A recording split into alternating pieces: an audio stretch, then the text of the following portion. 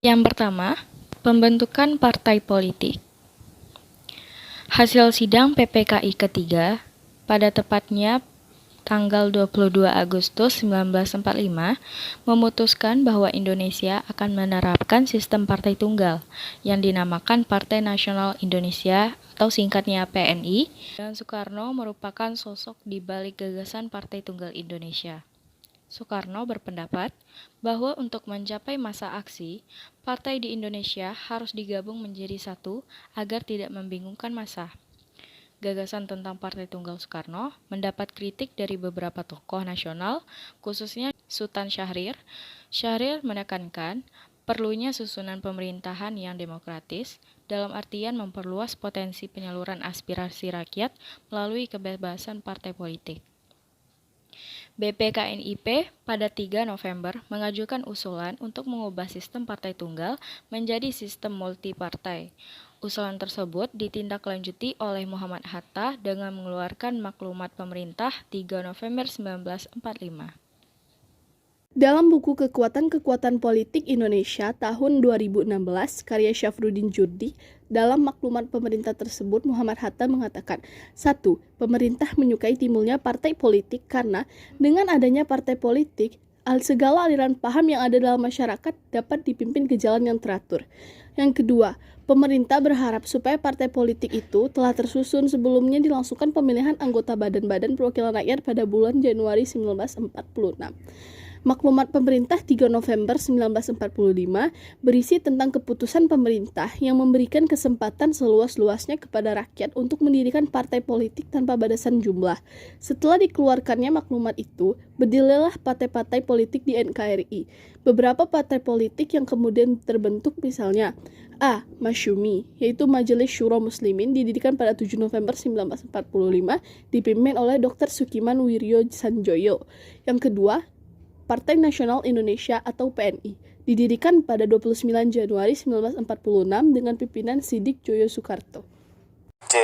Partai Sosialis Indonesia atau disingkat dengan PSI, didirikan pada 20 November 1945 dengan pimpinan Amir Syarifuddin. D. Partai Komunis Indonesia atau disingkat dengan PKI, didirikan pada 7 November 1945 dengan pimpinan Mr. Muhammad Yusuf. E. Partai Buruh Indonesia atau disingkat dengan PBI, didirikan pada 8 November 1945 dengan pimpinan Yono. F. Partai Rakyat Jelata atau disingkat dengan PRJ, didirikan pada 8 November 1945 dengan pimpinan Sultan Dewanis. G. Partai Kristen Indonesia atau disingkat dengan Parkindo, didirikan pada 10 November 1945 dengan pimpinan Dr. Prabowo Winoto. H. Partai Rakyat Sosialis atau disingkat dengan PRS, didirikan pada 20 November 1945 dengan pimpinan Sultan Syahrir. I. Persatuan Marhain Indonesia atau disingkat dengan Permai, didirikan pada 17 Desember 1945 dengan pimpinan JB Asa. J. Partai Katolik Republik Indonesia atau disingkat dengan PKRI, didirikan pada 8 Desember 1945 dengan pimpinan IJ Kasimo. 2. Badan Keamanan Rakyat. Pada tanggal 19 Agustus 1945, pimpinan Koordinasi Golongan Pemuda mengusulkan rancangan dekret pembentukan Tentara Indonesia sebagai kelengkapan negara yang diproklamasikan. Selain itu, rancangan tersebut juga untuk menghadapi penguasa Jepang yang masih memiliki persenjataan lengkap. Rancangan dekret tersebut ternyata diketahui oleh Jepang dan menganggap hal itu untuk melawan Jepang. Jepang kemudian cepat-cepat melucuti dan membubarkan peta dan Heiho. Pengelucutan ini bertujuan untuk memuaskan sekutu dan melindungi dirinya sendiri dari serangan rakyat Indonesia.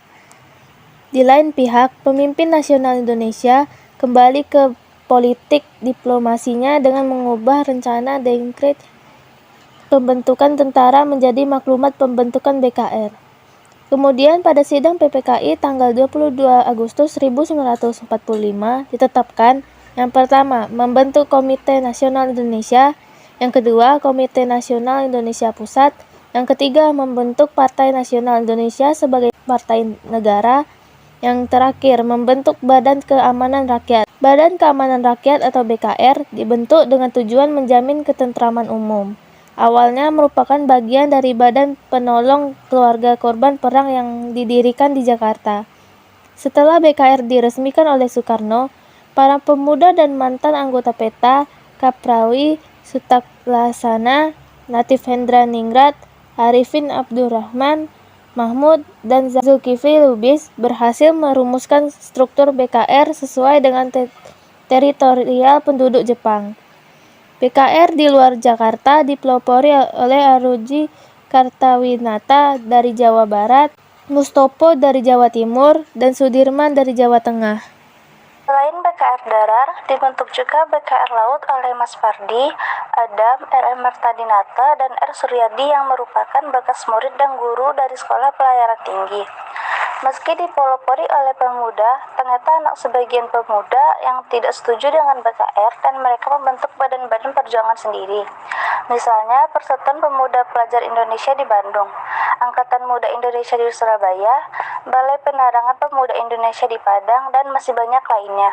BKR melaksanakan beberapa tugas yang diamanatkan oleh pemimpin nasional seperti yang pertama BKR Malang yang merupakan upaya penangkapan orang-orang utusan sekutu yang menyamar sebagai anggota Palang Merah Internasional.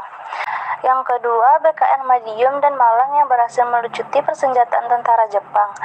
Yang ketiga, BKR mengadakan perundingan dengan pihak Jepang untuk menyerahkan semua persenjataan yang dimiliki.